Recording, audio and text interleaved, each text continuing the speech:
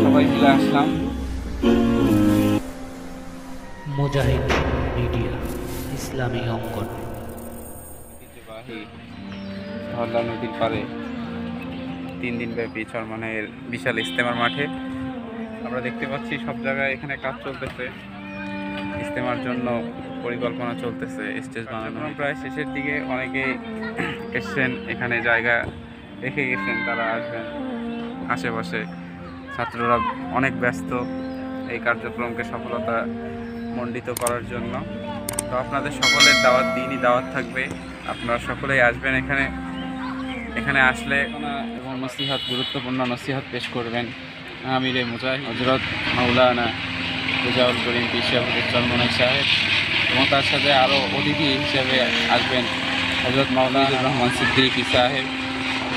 আগামী 23, 24 এবং 25 তারিখে এবং আমলগুলো ভালো হবে ইনশাআল্লাহ। তো এরপরের কার্যক্রমগুলো আপনাদেরকে সকলকে জানিয়ে দেওয়া হবে।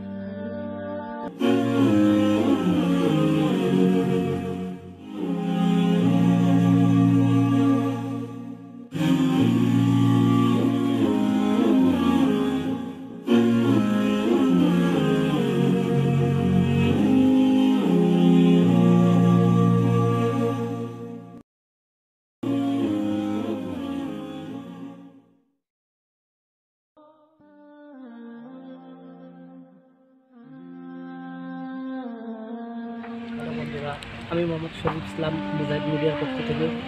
তো আজকে চলে আসলাম আমরা ট্যুরিজম ধরলাপাড়ে। আপনারা জানেন যে ধরলা ব্রিজের নিচে 3 দিন ব্যাপী ইজতেমা। তো আমরা দেখতে আসলাম যে কাজ কত দূর, ইজতেমা হবে কিনা। অনেকে প্রশ্ন করছিলেন কমেন্ট সেকশনে যে ভাইয়া এবার ইজতেমা হবে কিনা। তো অবশ্যই ইজতেমা হবে। আপনারা দেখতে পাচ্ছেন যে কাজ চলতেছে।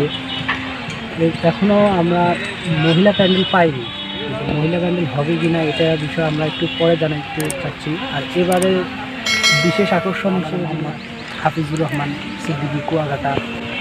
তো আপনারা আমাদের সাথে থাকবেন, আমরা এভাবে আরও আপনাদেরকে নিউজ দেওয়ার জন্য চেষ্টা করব। ধন্যবাদ।